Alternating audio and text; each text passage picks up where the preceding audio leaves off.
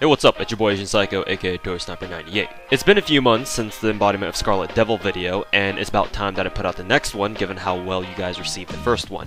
If you haven't watched the previous video yet, and you're watching this one instead for some reason, I'd really recommend that you watch the Embodiment of Scarlet Devil video first, at least like the first 5 minutes of it, because I explain some stuff that's important to the methodology and the format of these fan-made characters and these videos. That, and I don't want to have to spend another 5 minutes repeating everything that I said in the first video, just so that we can jump straight into the characters themselves in this video, which is what y'all want, I'd expect. So let's do just that. But before we jump into the actual perfect Cherry Blossom characters, someone pointed out to me in my previous video that there wasn't a writer Marisa concept, and that there weren't very many writers in the previous video, or like none at all. So let's cover writer Marisa first.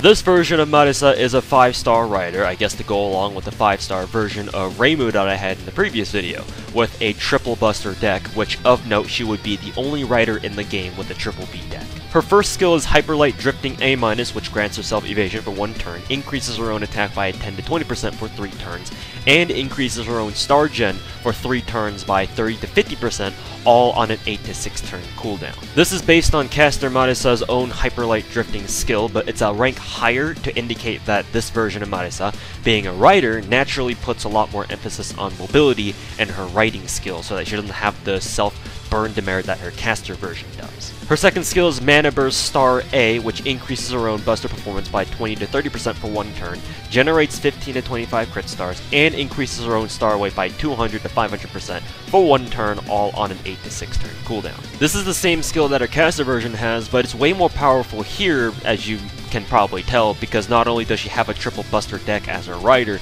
but as a rider, she's got innately high star weight already. So if she uses the skill, she basically guarantees that she's hogging all the stars to herself, unless she's fighting against like Eternal Arms Mastership for star distribution. Her third skill is Starfall A+, which increases her own crit damage by 30 to 50% for 3 attacks for 3 turns, generates 5 to 15 stars every turn for 3 turns, and applies between 500 to 1500 burn damage onto her target when normal attacking for 3 turns, all on an 8 to 6 turn cooldown. This skill could be seen as a combination of 2 other skills, Zigguard's Primeval Rune and Zalter's Witch of Downfall. I actually drafted this skill before Zalter's burn stacking skill came out, but it's easier to explain it this way. For her passive, she's got the same passes as her caster self, but she's also got Riding A-, which increases her own crit performance by 9%, which, all things considered, isn't really that important.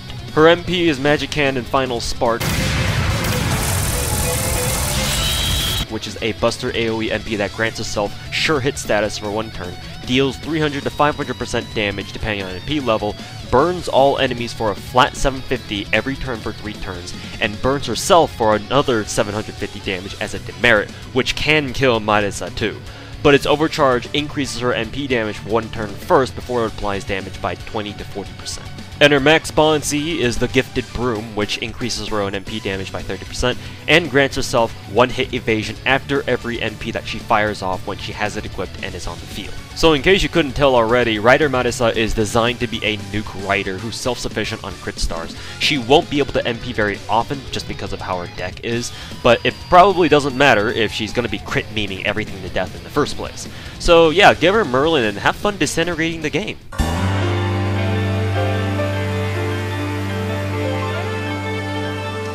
And now on to the actual PCB characters, the first of whom is Letty Whiterock, and she's a 3-star caster with a AAA deck.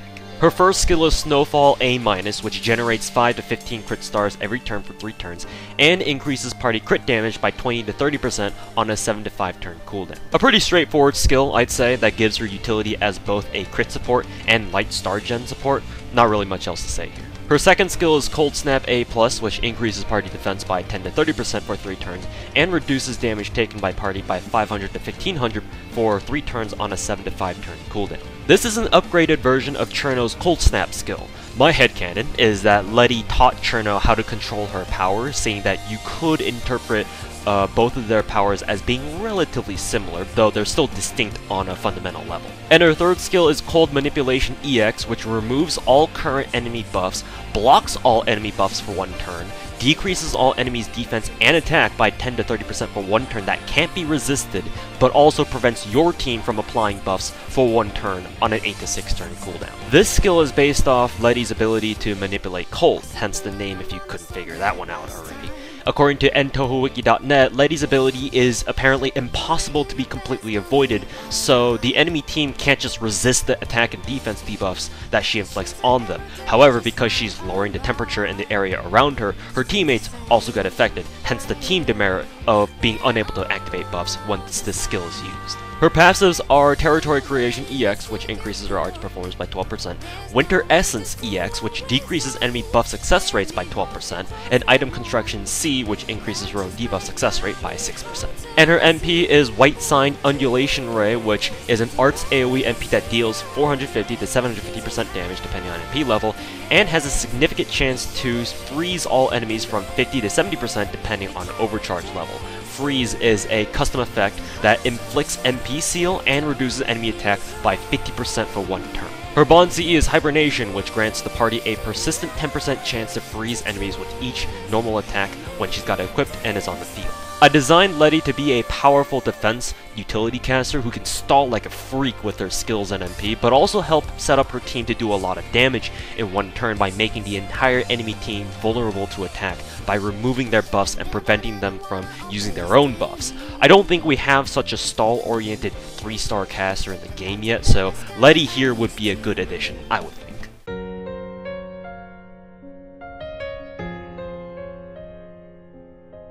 Moving right along, we've got Chen, who's a 2-star berserker with a triple B deck. Her first skill is Sleight of Hand B, which grants herself evasion for 1 turn and generates between 5 to 15 crit stars every turn for 3 turns on a 7 to 5 turn cooldown. This skill is based on her lore that she's able to perform simple sorcery, but the magic that she uses is more akin to sleight of hand tricks, hence the name of this skill. Her second skill is Boo B+, which has a chance to stun an enemy from 30 to 50% on a 4 to 2 turn cooldown. There's yet to be a skill in the game with a 2-turn cooldown, so I'm being an idiot and making a skill with a 2-turn cooldown. The rationale behind this is that because Chen is good at scaring people, kinda, it's more her own instinct as the Bakeneko rather than a magical talent, so she can spam this skill constantly, but it's more or less a coin toss every time she tries.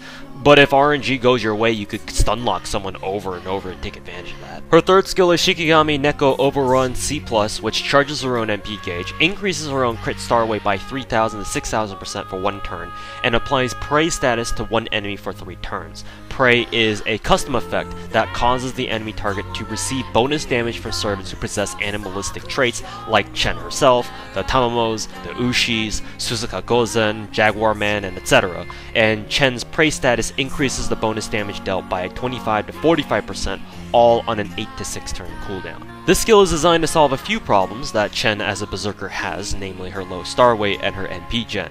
It also helps her make use of her first skill that generates crit stars, but most importantly it gives her a custom effect that lets her have synergy with other servants who also have animal motifs. Not because of any particularly strong setup that I had in mind or anything, but more for the memes, if I'm going to be perfectly honest. Her only passive is Mad Enhancement E, which increases her own buzzer performance by a whopping 2%. Her MP is Direction Sign Kimon Tonko, which is a quick single target MP that deals 1200 to 2000% damage depending on MP level, and reduces enemy attack and debuff resistance by 20 to 40% depending on overcharge level. Her Bond CE is the Cats of Mayohiga, which increases the attack of all animalistic allies by 20% when Chen has this equipped and is on the field. Now, Chen was a bit of a difficult character to make as a servant because I didn't really have a good idea of what kind of a servant I wanted her to be, and maybe you could tell on your own when going through her skill set. I'm sure you could probably make some wombo combo setups with her and her prey gimmick possible, so maybe it's not so bad.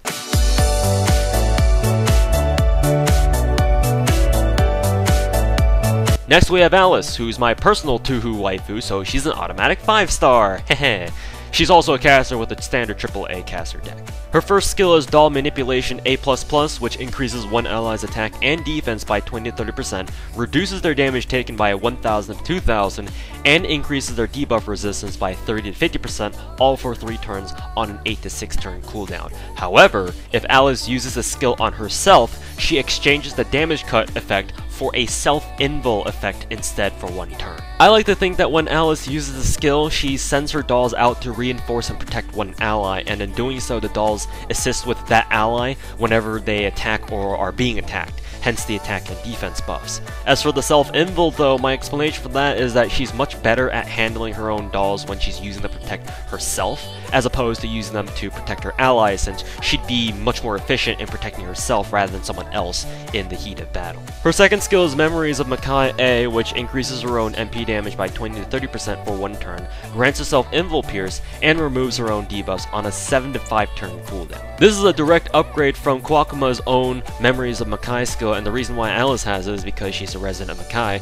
back in the PC98 era Touhou games when she showed up, but now she lives in Gensokyo as a magician. Her third skill is Mystic Eyes of Truth Perception A-, which grants herself debuff immunity for 3 times for 3 turns, gives herself a chance to reduce an enemy's MP charge by 1 with an 80 to 100% chance, and increases the NP gauge of one ally by 30 to 50%, all on an 8 to 6 turn cooldown. According to entowiki.net, quote, "It seems that Alice has high phantom seeing power," end quote, and a few examples that they cite are Alice being able to see through Moko's non-living state in Imperishable Night's extra stage, her seeing through Kaina's true form, and seeing the invisible light from the moon. I interpreted this as Alice possessing a special type of Mystic Eyes, because I'm a sucker for Mystic Eyes, as y'all can tell from the previous video when I drafted the servant profiles for the 2 Flanders, and Alice's Mystic Eyes help her keep a steady mental state and allow her to see through illusions and phantasmal occurrences or something, so she's able to resist debuffs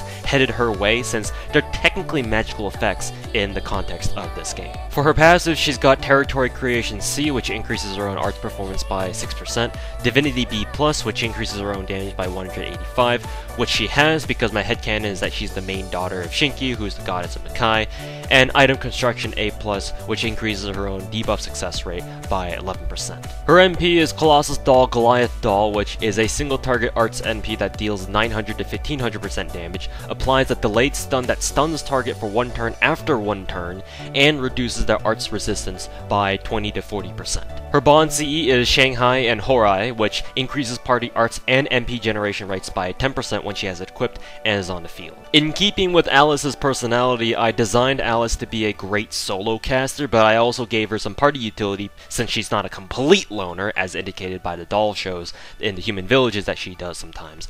Other than that, complete bias out the ass.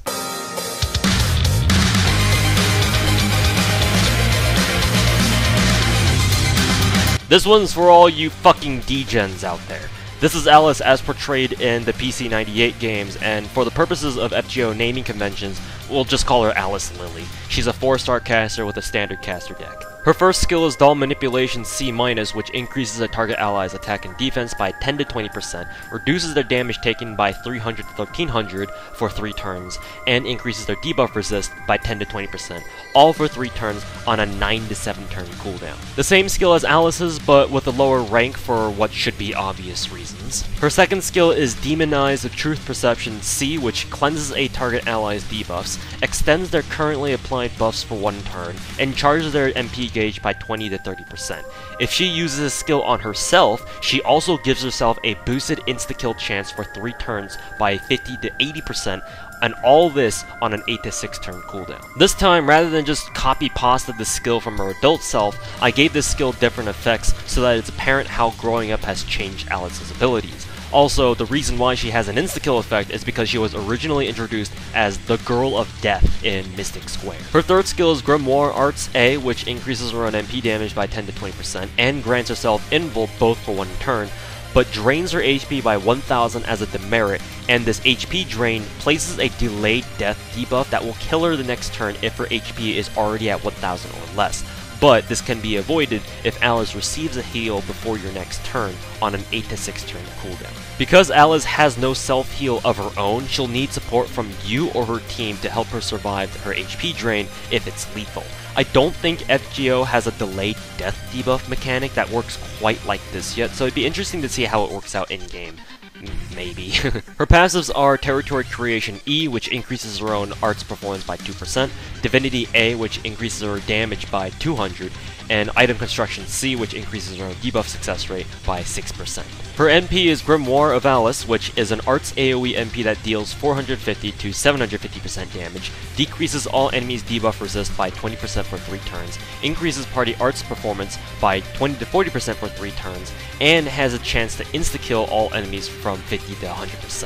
Her Bond C is Grimoire of Alice, which is the same as her MP, which increases party arts performance by 15% when she has it equipped and is on the field. While Alice is a solo caster, Alice Lily is a farmer, but with some extra utility that perhaps gives her a spot in tougher content. I think that Alice overall is still a stronger servant, as should be the case, but Alice Lily is pretty strong on her own too.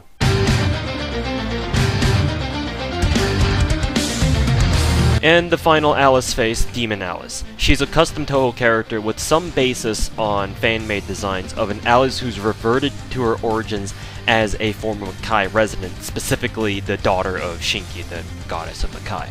Or you can just consider her as a sort of Alice alter, though I'd prefer personally just calling her Demon Alice. In any case, she's a 5-star alter ego with a 2A 2B deck. Her first skill is Demon Arts B, which grants herself invul for 1 turn and increases her own class damage advantage by 10 to 30% for 3 turns on an 8 to 6 turn cooldown. We don't have a skill in the game right now that specifically increases a unit's class advantage damage, and I'd be interested to see if DW ever decides to make its own unique damage mod, if they ever do decide to implement it as a mechanic. In which case, if they do, you know who called it first. Also, I gave Demon Alice this skill because she's an alter ego, and alter egos only do 50% extra damage against the cavalry classes. I think that this sort of buff would be broken as hell if given to a standard servant class, but you be the judge of that. Her second skill is Mystic Eyes of Truth Perception A+, which removes buffs from one enemy, blocks all buffs on that enemy for 1 turn, seals their MP for 1 turn, and charges her own MP gauge by 30 to 50% on a 9 to 7 turn cooldown. I made all the Alice's Mystic Eyes have different effects, like I mentioned before, so that they're all unique in their gameplay. But hopefully I haven't made any single one of them broken as hell, haha. Her third skill is Favor of Creation EX, which grants herself Invul Pierce for 1 turn, generates 5 to 15 stars every turn for 3 turns, and increases her own arts and buster performance by 10 to 20% for 3 turns on a 9 to 7 turn cooldown. So I loosely based this skill on Arjuna's Endowed Hero skill, but because that skill is kinda bad, I thought about how to make it better, so I gave this a dual arts and buster buff, sort of like the one that Tituba has. Her passives are Divinity A++, which increases her damage by 230, and Magic Resistance A+, which increases her own debuff resist by 22%. Her MP is Grimoire, Secrets of Makai, which is a buster AoE MP that first increases her own buster performance by 25% for 1 turn, then deals 300-500% damage, and then increases party attack and defense by 10 to 30% for 3 turns. Her Bond CE is Wings of a Demon, which increases her own MP damage by 30% and autofills her MP gauge by 5% each turn if she has it equipped and is on the field. If you're asking yourself right now why Demon Alice seems so frickin' strong, you're not wrong. I wanted to make Demon Alice purposely strong since in my headcanon, Alice is the daughter of Shinki, who is the goddess Makai, and Makai is more or less an alternate dimension to Gensokyo, and is generally a much harsher and more environmentally oppressive place to live. If that's not a good enough excuse for you, waifu bias certainly will be.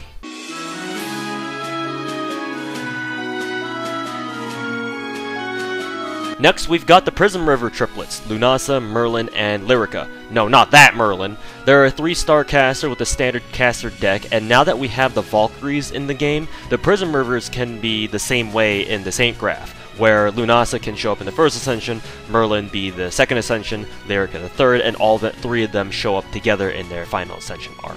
Their first skill is Violin Solo EX, which increases party arts performance by 20 to 30% and party MP generation by 10 to 20%, both for 3 turns and on a 7 to 5 turn cooldown. Their second skill is Trumpet Solo EX, which increases party quick performance by 20 to 30% and party crit damage by 10 to 20%, both for 3 turns on a 7 to 5 turn cooldown. And their third skill is Percussion Solo EX, which increases party buster performance by 20 to 30% and party attack by 10 to 20%, both for 3 turns on a 7 to 5 turn cooldown. I'll explain my motives behind designing these skills towards the end, so bear with me here. Their only passive is Territory Creation D, which increases their arts performance by 4%. Their MP is Great Funeral Concert, which is an arts AoE MP that deals 450 to 750% damage, curses all enemies for 500 to 2500 damage per turn for 3 turns, and decreases their crit chance by 20 to 40% for 3 turns. And their Bond CE is Unattainable Bond, which increases party command card performance by 8%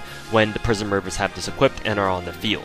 And spoiler for the next character, if Layla Prismriver is also on the same team and is on the field with them, all the skill effects that Lunasa, Merlin, and Lyrica can cast become immune to buff removal. So my design for the Prismriver sisters was motivated by the atrocious skill set of Geronimo, who's also another 3-star caster who's actually in FGO.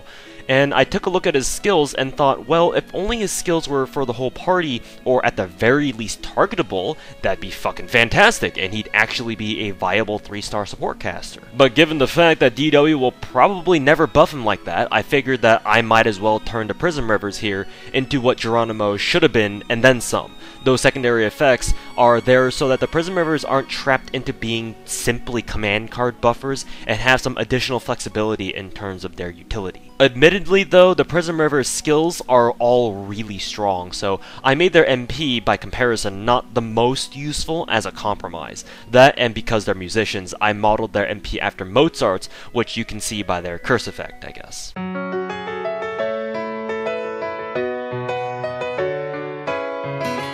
Layla herself is a canon character, but because she's never been officially depicted in the series, all the designs you see for her in this video are fan-made, and actually all the designs for her outside of this video are fan-made as well, at that.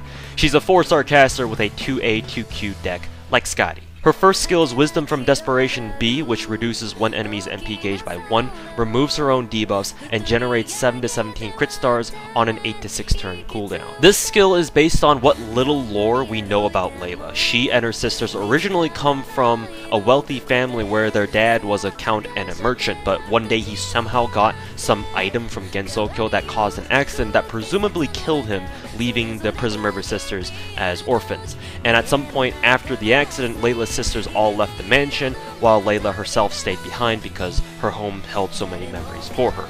Feels bad, man. After her sisters left, Layla found the item from Gensokyo, the exact nature of which we don't know and still don't, and gained powers from it, powers that she used, supposedly, to create ghosts or poltergeists of her sisters before disappearing altogether with those ghosts that she made, and the entire mansion itself, presumably to Gensokyo itself, or something. I'm not sure if Wisdom from Desperation is the best skill to give her here lore-wise, but it fits the bill well enough to me anyway, so here it is. Her second skill is Poltergeist Creation A-, which applies target focus onto one ally for 1 turn, gives that ally 3-hit evasion for 3 turns, and increases their MP generation by 20 to 30% for 3 turns on an 8 to 6 turn cooldown. I like to think that Layla produces ghosts of the target ally that she's giving this skill to, so that the enemies will attack the ghosts rather than the real deal, hence the evasion. Her third skill is Pain of Separation A+, which reduces her own max HP by 2000 for 3 turns as a demerit, and reduces her own star weight by 100% for 3 turns, meaning that she can't gain any stars for her own cards during that time,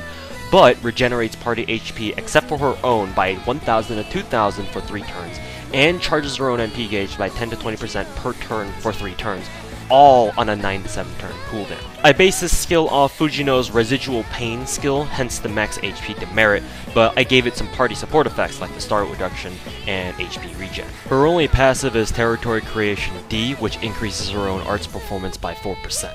Her NP is Triplet Shadows, which is a support arts NP that generates 20 to 40 stars, grants all allies 3-hit evasion for 3 turns, and increases party crit damage by 20 to 40% for 3 turns. If an ally who's received Layla's second skill still has some of their evasion stacks, their evades will be refreshed back up to 3 along with the rest of the party. Her Bond CE is Ghosts of the Past, which increases party crit damage by 15% and begins Layla with 3-hit evasion at the start of battle when she has it equipped and is on the field. if she's on the same team with her sisters, they too will start battle with 3-hit evasion. I designed Layla here to be a stall crit star support, with her 2 crit cards that are meant to have high hit counts, and her star gen skills and her MP, and her crit damage buff. One thing that I'd like to mention here about her MP is that it specifically refreshes the evade stacks of her second skill if in the case that it's still active on someone, so you don't have to worry about wasting the MP's evade on that ally, which is a mechanic that doesn't yet exist in current MGO.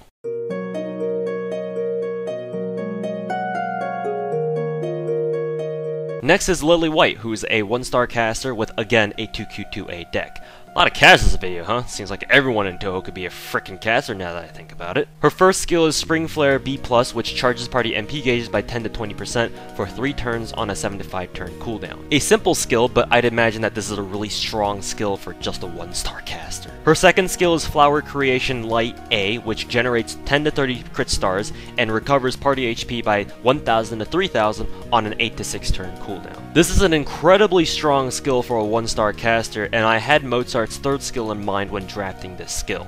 But since I want Mozart's third skill to be unique to him, I reduced the star gen count and gave Lily a party heal instead, which suits her better, as I'll explain later on. Her third skill is Herald of Spring Light EX, which increases party defense by 15 to 25% for 5 turns on a 9 to 7 turn cooldown. A simple defense skill, but it lasts for 5 turns, unlike most of the defense skills in this game, which I think would be a nifty thing for Lily to have. Her passives are Territory Creation EX, which increases her own arts performance by 12%, Item Construction Odd A+, which increases her own healing recede by 9%, and Spring Essence EX, which increases her own debuff resist by 20%, and grants her allies an additional 10% debuff resist, excluding herself. Her NP is Bridge of the Lotus Light, which is a support arts NP that increases party defense by 10 to 30% for 3 turns, grants all allies one-time guts that revives them for 500 to 2500 HP for 3 turns, and regenerates party HP by 1000 to 3000 per turn for 3 turns. Her Bond CE is Flowers in the Sky, which increases party's HP received by 30% when she's got it equipped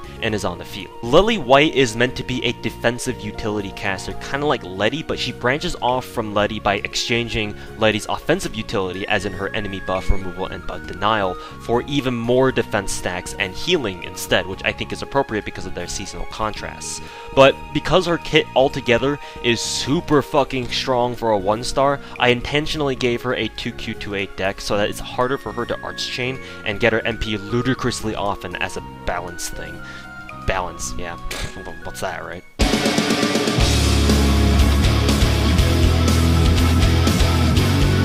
Now on to Lily Black. Lily Black is a strange character in that Zun initially confirmed that she isn't her own character, but rather Lily White in just a different color scheme in Phantasmagoria Flower View. But then in Chapter 9 of Silent Sinner and Blue, both Lily White and Lily Black show up in the same panel, though this is probably because the chapter came out before Zun gave the interview where he confirmed that the two are supposed to be the same. Either way, for the purposes of this video, I'm going to treat them as separate characters, and you're about to see why. She's also a 1-star caster with a 2A2B deck this time. Her first skill is Spring Melancholy B+, which has a 30 to 50% chance to drain the MP gauges of all enemies by 1 for 3 turns on a 7 to 5 turn cooldown. This is a custom effect that works similar to Confusion or Fear in that it places a timed effect on the enemy team where each turn it recalculates the chance of the MP drain effect going off, and once it does, it disappears, and it calculates a chance for each individual target. Her second skill is Flower Creation Dark A, which consumes 10 stars as a demerit, but denies enemy crit chance for 1 turn, curses enemies for 100 to 1000 damage for 3 turns, and decreases all enemies' defense by 10 to 20% for 3 turns, all on an 8 to 6 turn cooldown. By now you should be seeing that I've designed Lily Black's skills to be the exact opposite of Lily White's, and the rest of Lily Black's kit should reinforce this. Her third skill is Herald of Spring Dark EX, which increases party attack by 15 to 25% for 5 turns on a 9 to 7 turn cooldown. Her passives are all the same as Lily White's, nothing more to say here. Her NP is Bridge of the Lotus Dark, which is a support arts NP that increases party attack by 10 to 30%, decreases enemy debuff resistance by 20% for 3 turns, and decreases enemy defense by 10 to 30% for 3 turns. Her Bond CE is Flowers Beneath Your Feet, which increases party arts and buster performance by 10% when she has it equipped and is on the field. I designed Lily White and Lily Black to be fielded together because their kits are pretty much polar opposites and thus complement each other very well. So the idea here then is to field both lilies and a main DPS of your choice, and have the two lilies do nothing but support your main DPS with massive burst support. And the reason why I think this is balanced as this would ever be is because both the lilies are 1-stars, so their stats are gonna suck, and they won't nearly be as tanky as some of the 5-star support casters out there that I don't need to bother naming. So if you choose to run double lily, you need to be careful with them, otherwise they'll die before you can get them started.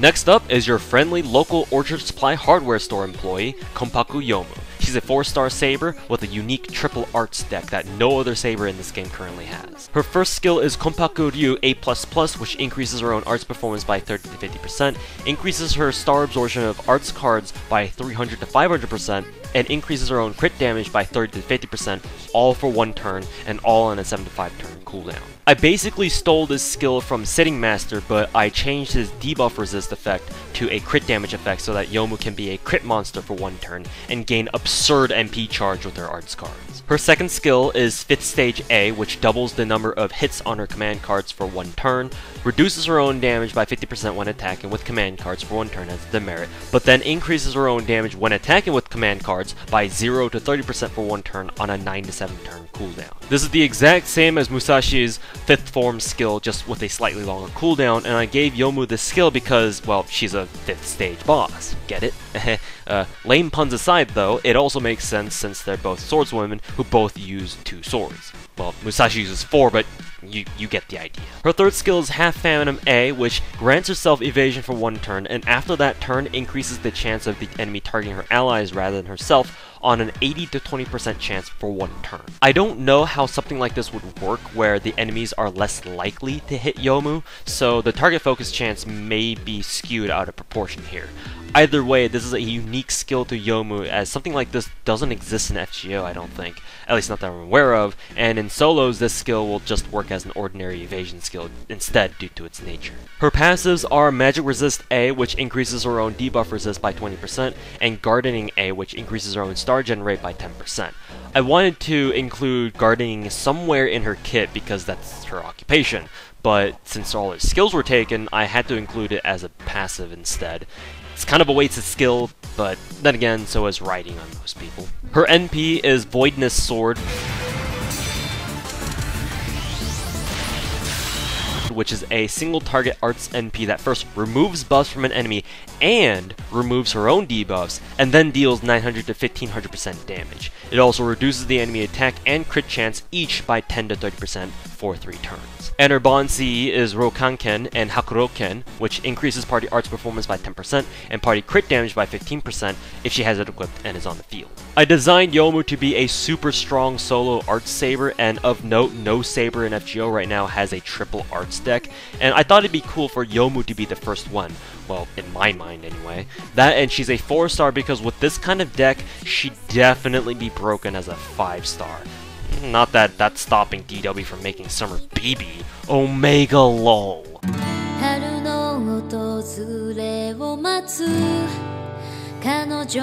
Next is Yuyuko. She's a 5-star assassin with a triple arts deck like Semiramis. Her first skill is Natural Insight A+, which seals one enemy's NP for 1 turn and generates 9 to 19 crit stars on a 7 to 5 turn cooldown. This is based off Sherlock's Natural Insight A++ skill, since Yuyuko is known to be really perceptive and can figure things out uncannily quickly despite her usual ditzy personality. Probably not to Sherlock levels of deduction, though, hence the A+ rank as opposed to Sherlock's A++ rank. Her second skill is Death Manipulation EX, which places the protection of the Netherworld status on all allies, including yourself, for 5 turns, activates party insta-kill for all normal attacks by 10 to 20% for 3 turns, and further increases her own insta-kill rate by 50 to 100% for 3 turns on a 9 to 7 turn cooldown. This is very clearly based off Yuyuko's ability to manipulate death, and similar to Remilia's Fate Manipulation, no one knows the extent of Yuyuko's death manipulation skill, hence the EX rating. This is a unique skill in that she allows the entire team to have a small chance of insta-killing, and like Nitocris, she makes her own insta-kill much more viable, but she applies it to her own face cards as well. and the protection of the Netherworld status is based off Ereshkigal's protection of the Underworld skill, as we'll see in a little bit. Her third skill is Departed Spirits Manipulation A+++, which grants party insta-kill immunity for 3 turns, debuff immunity 3 times, and decreases enemy insta-kill resist by 80 to 100% for 3 turns on a 9 to 7 turn cooldown. This skill is based off Yuyuko's other ability to control spirits, and in case King Hassan ever shows up again for another challenge quest, well, Yuyuko would sure be nice to have. Her passives are Presence Concealment C, which increases her own star gen rate by 6%, and At the Boundary EX, which renders her permanently immune to insta-kill attacks, increases her own mental debuff resist by 100%, and gives her a permanent 10% chance to insta-kill enemies with face cards, the same skill that King Hassan has. Her MP is Resurrection Butterfly,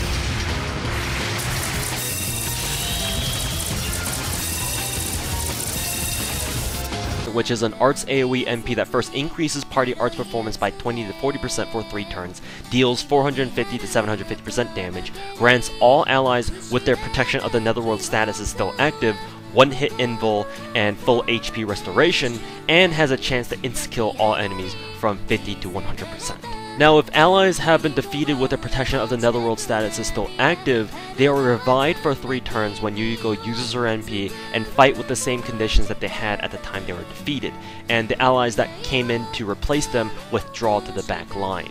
They can't receive buffs or get debuffed or even use their MPs, but they can still use their skills, and as such, their skills can still come off cooldown for them to use if they were on cooldown at the time that they were killed.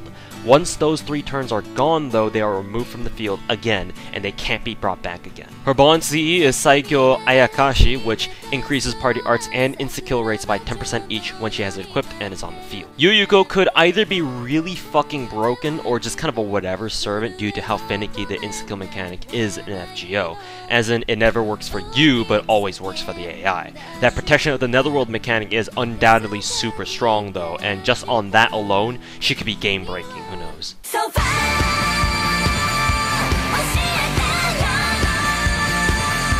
Next is Yakumo Ran, who's a 4-star caster with a standard caster deck. Her first skill is Computation A+++, which increases one ally's MP generation rate by 20 to 30% for 3 turns, and charges their MP gauge by a flat 30% on a 7 to 5 turn cooldown. This is based off Ran's lore that she, as a Shikigami, is really good with numbers and can figure out some quick maths, like a calculator, so I translated that as an MP generation and MP charge skill. She'll be the next MP loop support servant with a skill like this, that's for sure. Her second skill is Shikigami Sorcery A-, which reduces one ally's skill cooldown by 1, increases that ally's defense by 30% for 1 turn, and then further increases their defense by an additional 10 to 20% for 3 turns on an 8 to 6 turn cooldown. This is where Ran's kit starts looking like Tamomo's because there are implications that Ran is either based off Tamomo no Mae or is Touhou Project's version of Tamomo, just in another name because of some flavor text on her extra stage in PCB.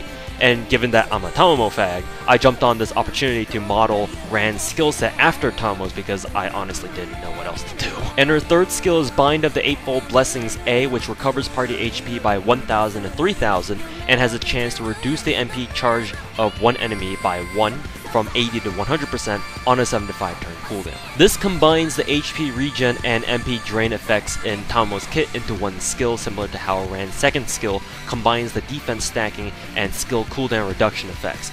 Basically, Ran's kit is kind of like Tamomo's entire kit, but less effective in that the skill cooldown is only for one ally at a time as opposed to the whole party. Her passives are Territory Creation C, which increases her arts performance by 6%, and Divinity E, which increases her damage by 100, which is based on the speculation that Ran may be related to Tamomo or is Tamomo herself in the Touhou universe. Her NP is Illusion God, which is a single target buster NP that deals 600 to 1000% damage, reduces the enemy's attack by 30% for 1 turn, and applies burn onto them for 5 turns that deals 500 to 2500 damage each turn. Her bond C is Chen, which increases her own MP damage by 30% and grants herself Guts once with 50% HP if she has it equipped and is on the field. And so I designed Ran to be basically a discount Taomo, but with an offensive MP instead. And rather than making the whole team an arts meme, Ran is like Neurobride, where she can only support her teammates one at a time with her targetable skills.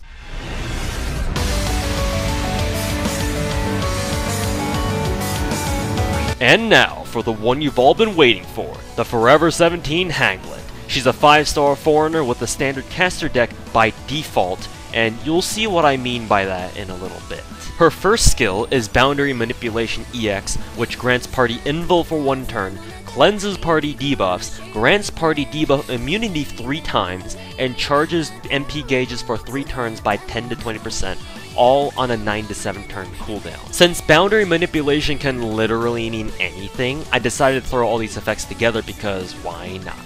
And it only gets worse from here. Her second skill is Genso Kyo's Mastermind EX, which grants party Invul Pierce, increases party Buster, Arts, and Quick Performance by 30 to 50%, increases party crit damage by 25 to 75%, and generates 15 to 25 crit stars, all for 1 turn, and on a 9 to 7 turn cooldown. You don't need me to explain anything here, do you? Yeah, didn't think so. Her third skill is Omyodo A+++, which allows Yukari to switch out her default command deck to any other command deck of her choice, which she must stick with until the skill is off cooldown, and she can't change the card type of her NP. She can also choose to stick with the command deck that she currently has. It also increases party attack and defense by 10 to 30% for 4 turns, all on a 9 to 7 turn cooldown. For obvious reasons, FGO does not have the mechanic where someone can actively switch their own command decks, but I thought it'd be hilarious for Yukari to have this just to mess with the game, since that's something I feel like she'd do. Her passives are Existence Outside the Domain EX, which generates 2 stars per turn and increases her own debuff resist by 12%, Item Construction A+, which increases her own debuff success rate by 11%, Independent Action EX, which increases her own crit damage by 12%, and Territory Creation EX, which increases her own arts performance by 12%. Her MP is Obsolete Line Trip to the Old Station,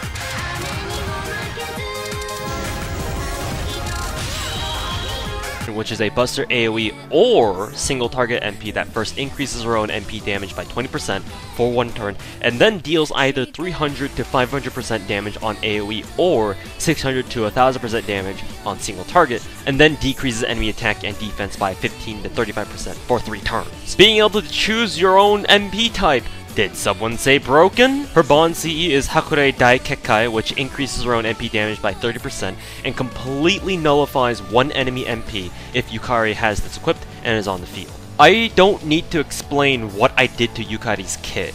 You can kind of see it for yourself. Yeah, Merlin who?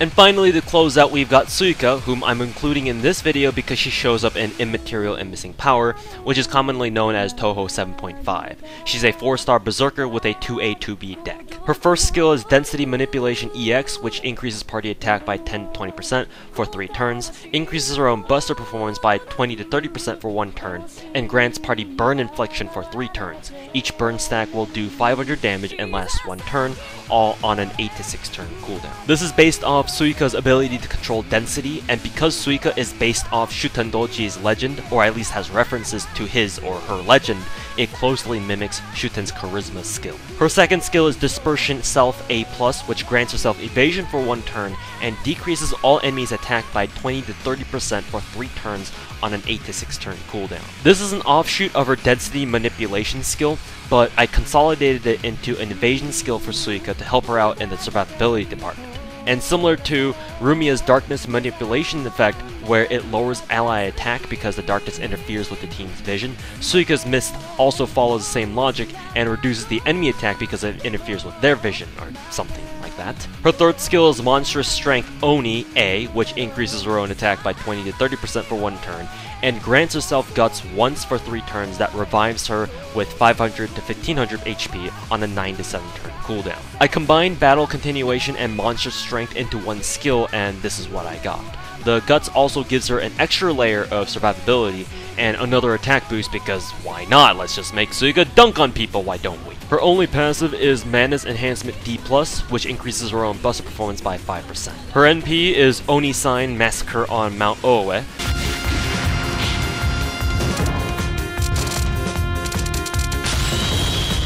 which is a single target buster NP that first grants herself sure hit status and then deals 600 to 1000% damage and inflicts burn for 5 turns that does 1000 to 3000 damage per turn. And her bond CE is the Ibuki Gourd, which increases party buster performance by 10% and gives all of Suika's attacks a guaranteed poison debuff that deals 500 damage and lasts for 2 turns and can be stacked if Suika has this equipped and is on the field. I designed Suika to be a mix of a support and solo berserker with a lot of attack boosts, an enemy attack debuff, and survivability, and I'm really happy how she turned out actually. She's super strong, but I don't think she'll be omega fucking broken like some of the other characters in this video might be.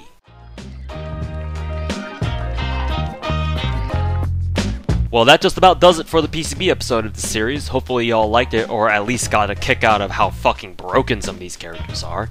Next up is Imperishable Night, which is the game that I personally played the most, which doesn't really say much, since I never played the Touhou games that much anyway to begin with. But anyways, thanks for watching, and until next time, deuces.